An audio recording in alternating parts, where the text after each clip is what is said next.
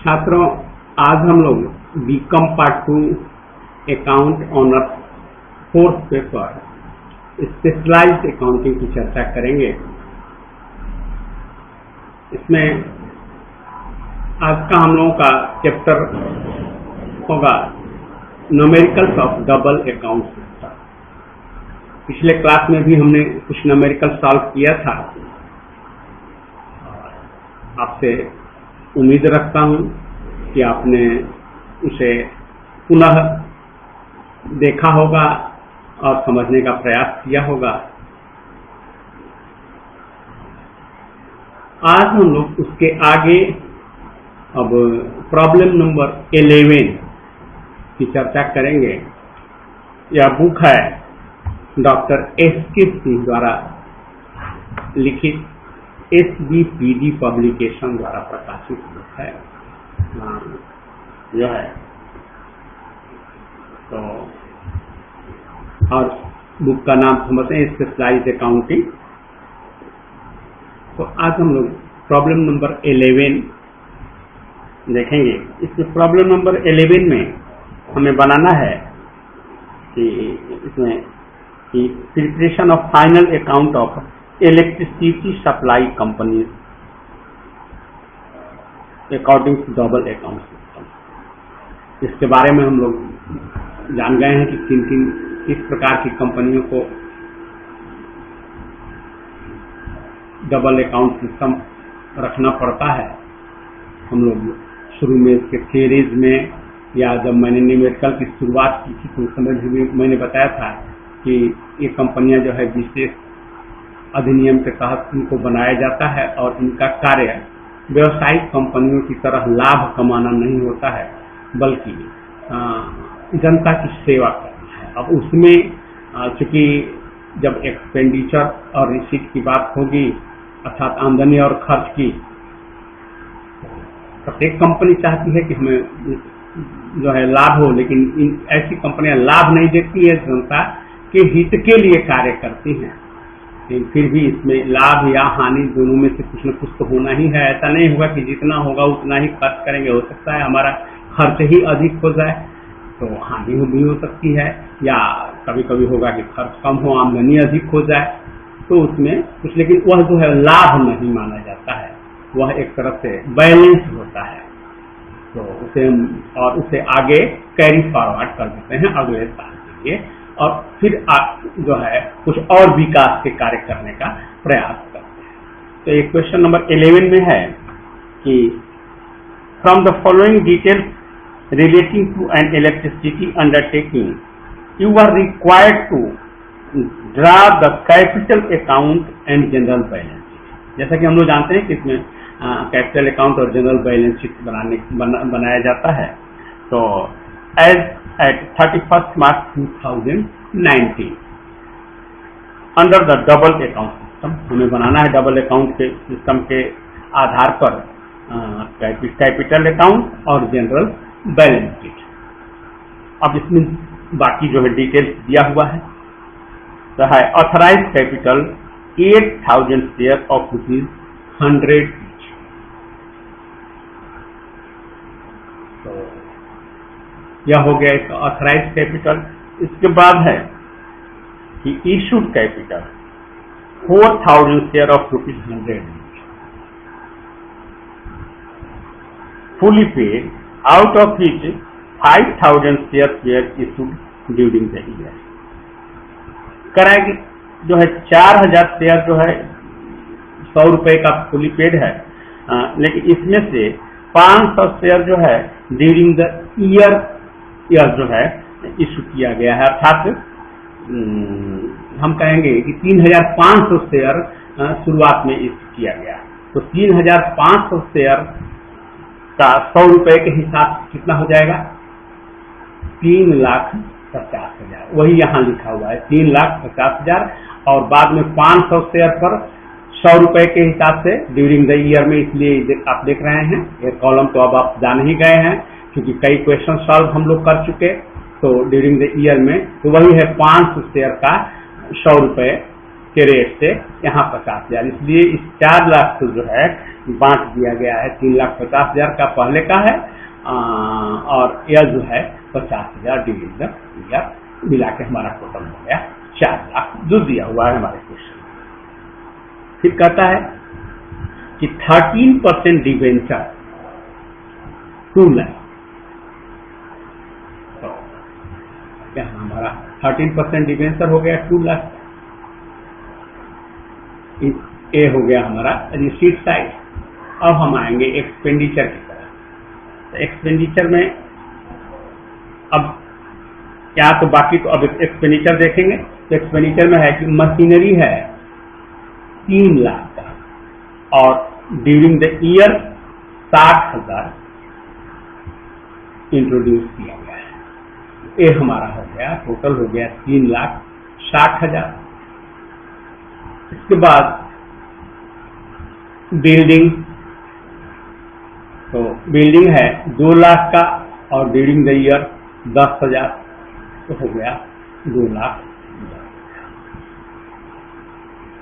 अब हम टोटल करेंगे तो हम देख रहे हैं कि इधर हमारा 3,50,000 और 2 लाख 5,50,000 और यहाँ 50,000, तो दोनों मिला करके हमारा हो गया 6 लाख और इधर 5 लाख और 70,000, तो 5,70,000 हुआ।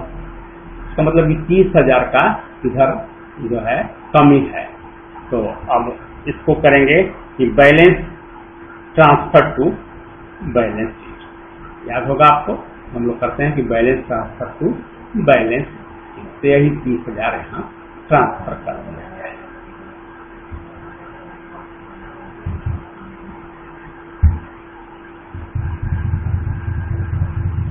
तो यह हमारा हो गया कैपिटल अकाउंट। अब हम बनाएंगे जनरल बैलेंस शीट।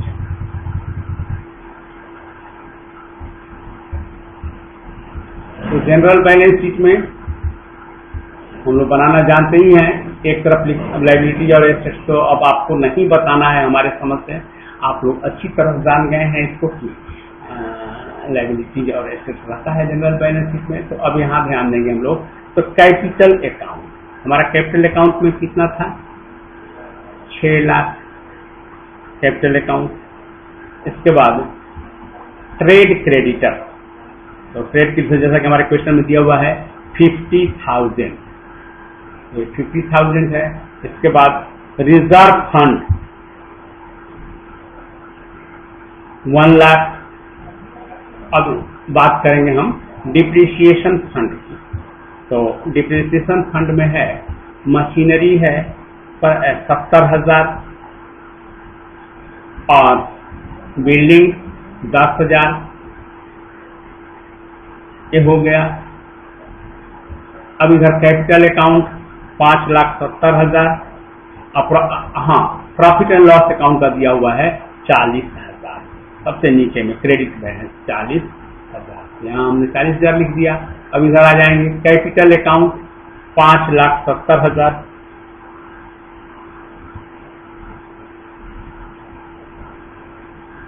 इसके बाद debtor 90,000, cash at bank 50,000, reserve fund investment 1 lakh और स्टॉक है 60,000।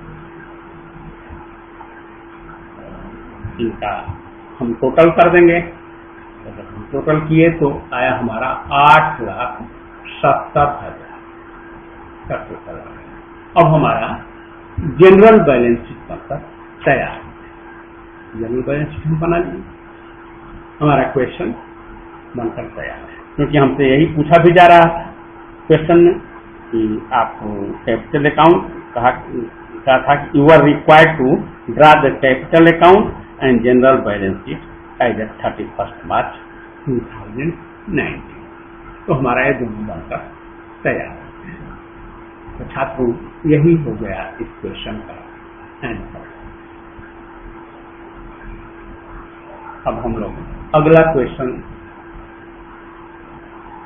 देखेंगे।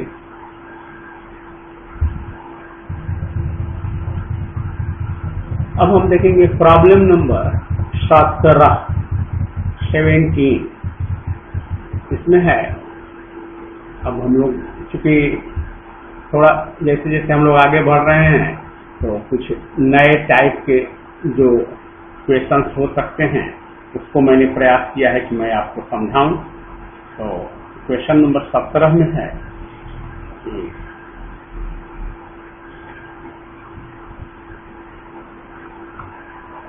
Extension and replacement.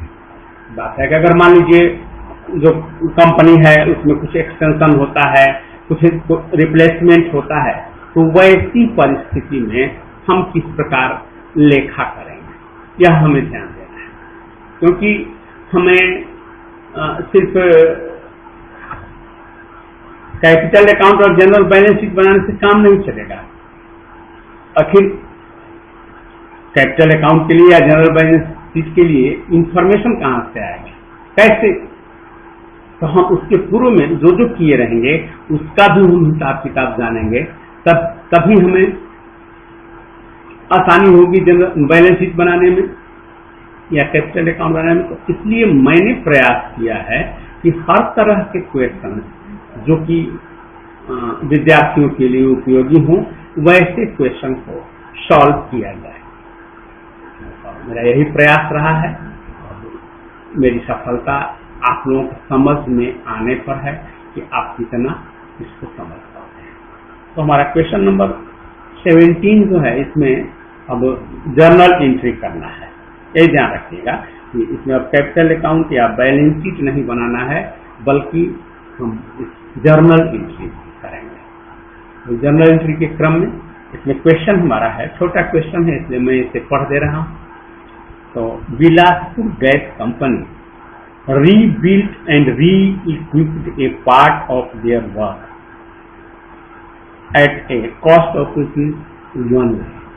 कह रहा है कि फिर से जो है री-इक्विप कर रही है और जो है रीबिल्ड कर रही है एक ये कंपनी जो है अपने वर्क का।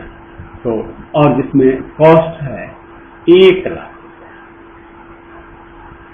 The cost of that portion of the old work which have been rebuilt and re-equipped was 60,000। जो उसका पहले का था उसका cost 60,000, but the cost of replacing it in original form would amount to 68,100। लेकिन जो है इसका ओरिजिनल जो फॉर्म में उसको लाने में जो है उसका खर्च हुआ 68,100।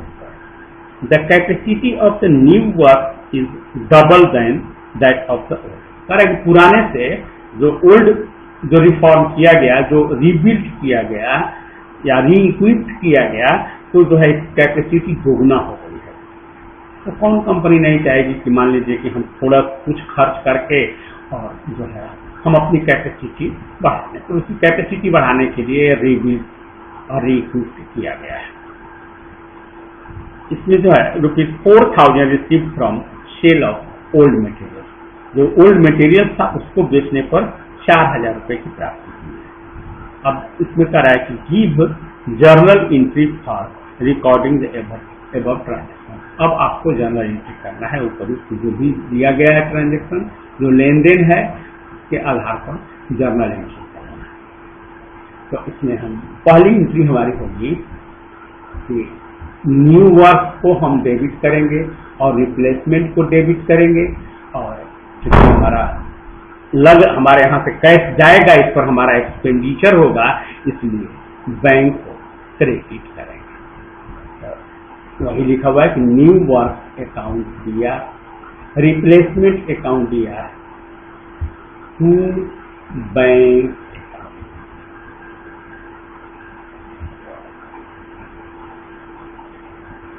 अब इसको हमने नीचे में आप देखेंगे तो नीचे में हमने इसको समझाया है, तो नीचे वाला तो अभी ऊपर नहीं है। तो उसमें कैपिटल एक्सपेंडिचर है 31,900। तो इस आधार पर जो है हम, और चूंकि हमारा 68,100 है, तो इसको हम लिखिए कि न्यू वर्क 31,900 और रिप्लेसमेंट अकाउंट 68,100। टोटल हमारा जो है हमारा खर्च हुआ 1 लाख। अब इसके बाद जैसा कि कहा कि 4,000 रुपया जो है ओल्ड मटेरियल को बेचने से प्राप्त हुआ, तो उसके लिए हम एंट्री करेंगे कि हमारे यहाँ 4,000 रुपया आएगा, इसलिए बैंक को डेबिट करेंगे और रिप्लेसमेंट को हम क्रेडिट करेंगे। तो बैंक अकाउंट दिया टू रिप्लेसमेंट अकाउंट, इसलिए हमने नरेशन भी लिख दिया कि being the sale of old material, और इसमें है कि being the replacement cost of gas company. तो ये हो गया। अब इसके बाद हमारी तीसरी एंट्री जो है रिप्लेसमेंट का जो बैलेंस है उसको हम ट्रांसफर करेंगे रेवेन्यू अकाउंट, उसके लिए एंट्री करेंगे। रिप्लेसमेंट के जो बैलेंस है उसको हम रेवेन्यू अकाउंट में ट्रांसफर करेंगे। तो हमारा रेवेन्यू अकाउंट डेबिट होगा, तो रेवेन्यू अकाउंट दिया to replacement account being the balance of replacement account transfer to revenue account. जैसा कि हम लोग जानते हैं कि इसे कहते हैं नरेशन, जो ब्रैकेट में नीचे लिख दिया जाता है, एक तरह से उसकी व्याख्या की जाती है। ऐसा जो एंट्री की गई है वह एंट्री क्यों की गई है, क्यों किसी एक को डेबिट किया गया है और दूसरे को क्रेडिट किया गया है, उसी की व्याख्या, ताकि सामने वाले की समझ में आ जाए आसानी से, उसे कहीं दूसरी जगह न देखना पड़े। वो हो गया। अब और जहाँ तक अमाउंट की बात है, तो चूंकि हमारा यहाँ 68,100 रिप्लेसमेंट का कॉस्ट है और जिसमें से कि 4,000 रुपया हमें जो है प्राप्त हो चुका है, तो इसलिए 68,100 माइनस 4,000, तो वही यहाँ पर अमाउंट लिखा हुआ है 64,100 रुपया, इसीलिए यह 64,100। मुझे लगता है कि आपको यह क्लियर हो गया होगा जो मैंने अभी बताया, और यदि नहीं कोई किसी तरह की कोई दिक्कत लगे, जैसा कि मैं बार बार कहता हूँ, तो आप जो है कमेंट के माध्यम से हमें जरूर सूचित करें। मैं प्रयास करूँगा कि मैं आपको समझाऊँ। उसके बाद हम लोग देखेंगे प्रॉब्लम नंबर 18। Problem number 18। अब इसमें है कि allocation of cost between capital and revenue expenditure. Capital और रेवेन्यू एक्सपेंडिचर के जो है बीच में उनको जो है एलोकेशन, जो कॉस्ट है उसका एलोकेशन करना कैसे किया जाएगा। जैसा कि मैंने आपको प्रारंभ में ही बताया कि मैं इस प्रयास में रहता हूं कि मैं भिन्न भिन्न तरह के जो भी प्रॉब्लम आ सकते हैं इन कंपनियों के अकाउंट बनाने में, वह भिन्न भिन्न प्रॉब्लम आपको समझा दी। मैं इसी प्रयास में हूँ, तो इसलिए मैंने एक कुछ अलग टाइप का बार बार मैं क्वेश्चन लेता हूँ कि एक ही तरह के क्वेश्चन को सॉल्व करने से, क्योंकि क्वेश्चन तो बहुत हैं एक्सरसाइज में, तो सारे क्वेश्चन को सॉल्व करना संभव नहीं हो पाएगा, लेकिन एक एक टाइप के लगभग जो है एक क्वेश्चन को मैं सॉल्व करने का प्रयास कर रहा हूँ, और मुझे उम्मीद है कि आप इसे ठीक से समझेंगे। यह क्वेश्चन है कि the director of Anupam gas company limited decide to replace their existing machinery by one with double capacity and power. कह रहा है कि वो जो है चाह रहे, डिसाइड किया कि भाई हम रिप्लेस करें उसको, कैपेसिटी अपना बढ़ाने के लिए, डबल करने के लिए। तो उसमें old machinery was obtained at a cost of ₹20 lakh, जो ओल्ड मशीनरी है उसका, बट इट्स कॉस्ट है increase by 75% of this time. पहले 20 लाख था, लेकिन अब जो है 75% बढ़ गया है इसका कॉस्ट पहले से। तो 20 लाख और 20 लाख का 75%, तो 15 लाख हो जाएगा। तो यही हमको ध्यान रखना है। आगे हम बढ़ेंगे, जब क्वेश्चन सॉल्व करेंगे तो इसको ध्यान में रखेंगे। तो cost of new machinery would be 90 lakh, 90 lakh. The total machinery में रिलीज अबाउट ₹10 लाख। अब यही इंफॉर्मेशन है। इसके बाद कहता है कि allocate the cost of new machinery between capital and revenue expenditure and give journal entries to record the transaction in the books of company। अर्थात जो है आप नया मशीनरी जो है तो उसका कैपिटल और रेवेन्यू एक्सपेंडिचर को जो है आप एलोकेट कीजिए और जर्नल एंट्री कीजिए इसके लिए। तो सबसे पहले हम लोग इसका एलोकेशन करेंगे दोनों के बीच में कैपिटल एंड रेवेन्यू एक्सपेंडिचर का। हम जानते हैं कि एक्सपेंडिचर दो तरह का होता है, कैपिटल एक्सपेंडिचर और रेवेन्यू एक्सपेंडिचर। तो उसी का हम लोग एलोकेशन कर रहे हैं। तो हम लोग का हेडिंग होगा अब सोल्यूशन में कि allocation of cost between capital and revenue expenditure. अब इसमें ए है कि amount chargeable to capital account. कौन सा अमाउंट कैपिटल अकाउंट में चार्जेबल होगा, क्योंकि हमको यहाँ कैपिटल अकाउंट बनाने के लिए या बैलेंस शीट बनाने के लिए नहीं कहा गया है। हमसे सिर्फ कहा जा रहा है कि आप जो है इसका एलोकेशन कीजिए कैपिटल और रेवेन्यू एक्सपेंडिचर का और आप जर्नल एंट्री कीजिए। यही करने के लिए हमें कहा जा रहा है। तो हम जो है वही बना रहे हैं। तो amount chargeable to capital account, तो cost of new machinery, new machinery का कॉस्ट कितना बोला, 90 लाख, यहाँ लिख दिए। उसके बाद ले कॉस्ट ऑफ ओल्ड मशीनरी, क्योंकि करेक्ट ओल्ड मशीनरी को रिप्लेस किया गया भाई। तो जो भी तो मान लो हमारा 90 लाख रुपया लगा न्यू मशीनरी में, लेकिन हमको जो है तो प्राप्ति तो हुई है, पुरानी मशीनरी को बेचेंगे, बेचने से जो प्राप्ति हुई है उसको लिखेंगे। तरह है उसी को। तो पुरानी जो हमारी थी मशीनरी वह थी 20 लाख की और 75% उसका कॉस्ट जो है इंक्रीज कर गया। तो यह हो गया 20 लाख और उसका 75% इसको ऐड कर देंगे तो 15 लाख अर्थात 35 लाख। तो हमारा 90 लाख रुपया खर्च हुआ, लेकिन हम 35 लाख रुपया तो हमें मिला, तो हम उसको उसी में लगाएंगे। ऐसा नहीं कि हम 90 लाख लगा देंगे और 35 लाख से रख देंगे, ऐसा तो नहीं होगा। तो उसी में जो है हमने वहां से घटा देंगे। तो 90 लाख में 35 लाख को लेस कर दिए तो हमारा कैपिटल एक्सपेंडिचर आया 55 लाख। यह हो गया हमारा कैपिटल एक्सपेंडिचर।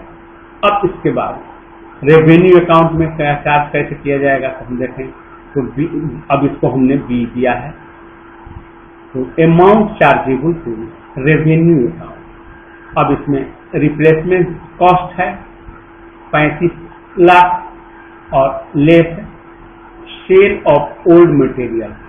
ओल्ड मटेरियल के लिए कहा कि ओल्ड मटेरियल को सेल करने पर 10 लाख रुपया पड़ा गया। तो 10 लाख अर्थात जो है 35 में से 10 को हम घटा दिए।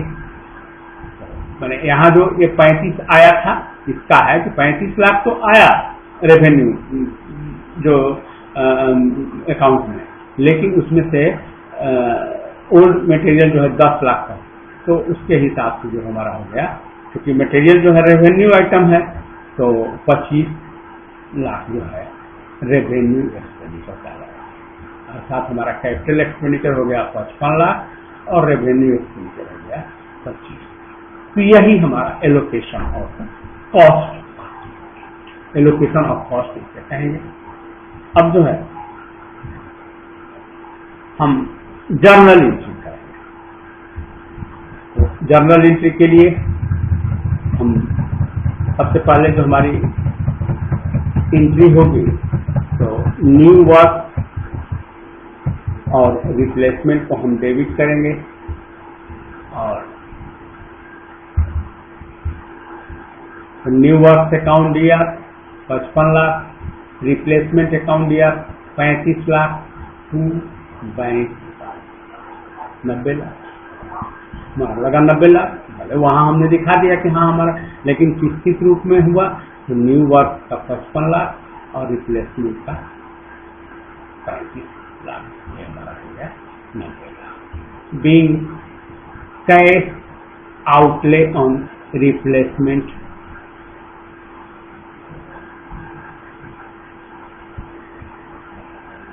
इसके बाद दूसरा हमारा है, हमारी एंट्री होगी बैंक अकाउंट, जो मटेरियल बेचे हैं, सेल किए हैं ओल्ड मटेरियल, उसके लिए बैंक अकाउंट दिया टू रिप्लेसमेंट 10 लाख।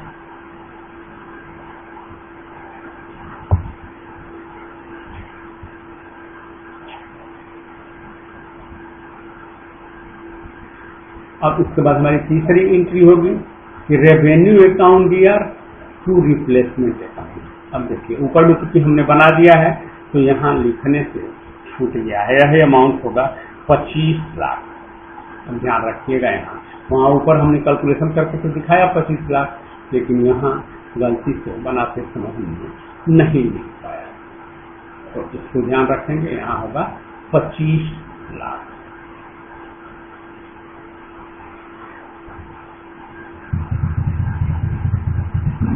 तो यह हमारा क्वेश्चन बन के तैयार हो गया। अब इसके बाद हम लोग नेक्स्ट क्वेश्चन देखेंगे, question number 23, problem number 23।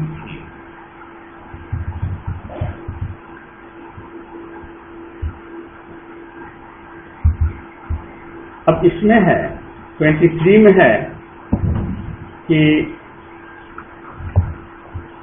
a railway station was built in 1965 at a cost of ₹1,50,000. It was replaced in 2013 by a new station costing ₹8 lakh. Between 1965 and 2013, the prices of materials have risen by 25%. जो material का price है वो 25% बढ़ गया है, rise कर गया है, एंड द लेबर रेट है ट्रिपल, और लेबर का जो रेट है वह ट्रिपल अर्थात 3 गुना हो गया है। The proportion of material and labour in the old station was 2:3। Old materials valued at 12,500 have been used in this construction of the new station and included in the cost of 8 lakh. The old materials which were not used realized ₹21,000. यह हमको सारा information है। अब इसमें है कि past journal entries allocating the new expenditure between capital and revenue. अब सबसे पहले तो हम लोग जो है जर्नल एंट्री कर दें, तो हमारी जर्नल एंट्री हो गई कि न्यू वर्क अकाउंट दिया, रिप्लेसमेंट अकाउंट दिया टू बैंक अकाउंट 7,87,500। यह हो गया 4,42,500 और यह हो गया 3,45,000, 7,87,500। के बाद बैंक अकाउंट दिया to replacement account 21,000 old material वाला, और न्यू वर्क अकाउंट दिया टू रिप्लेसमेंट अकाउंट 12,500, और रेवेन्यू अकाउंट दिया टू रिप्लेसमेंट अकाउंट। यही हमारी जर्नल एंट्री होगी। इसमें अमाउंट होगा 3,11,500। तो यह हमारा जो है जर्नल एंट्री होगी। अब इसका आगे हम लोग वर्किंग नोट देख लेंगे। तो वर्किंग नोट में कैसे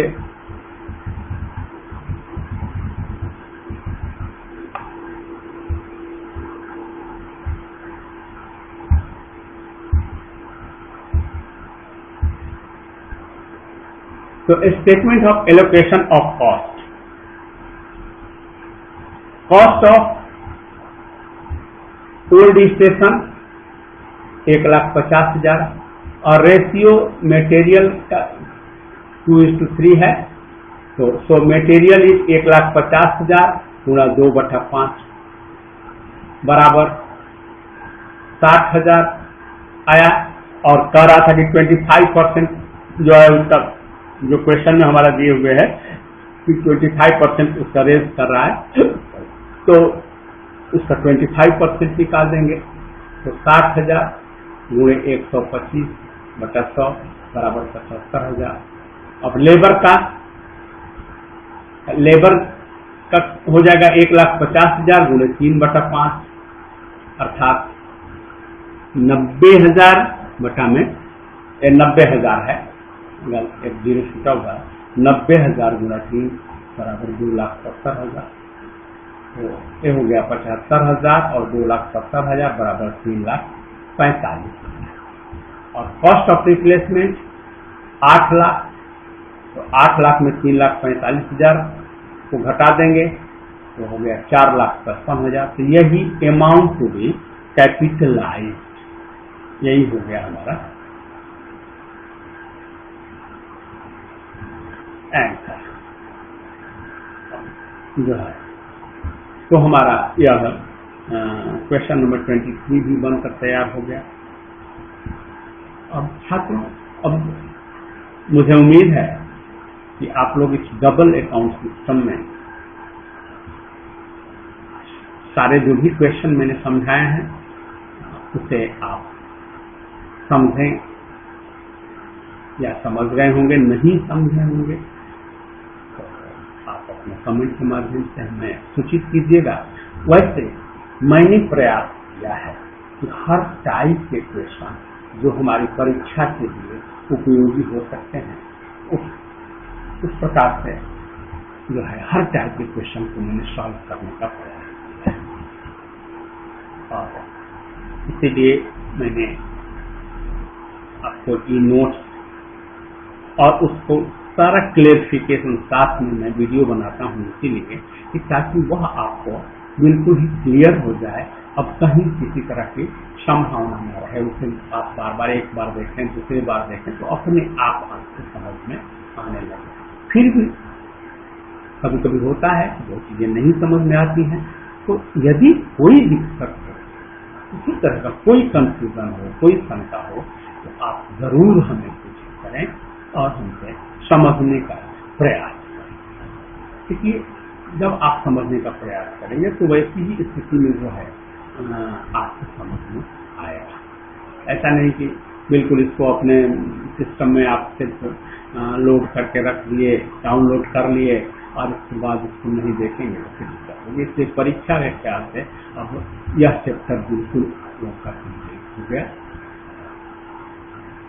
आगे आप लोग खुद समझदार हैं इस बात को कि अब नेक्स्ट क्लास में हम लोग आगे देखेंगे कि अब इस चैप्टर समाप्त, आगे कोई दूसरा चैप्टर देखेंगे। इसी में आज के लिए बस इतना ही। धन्यवाद।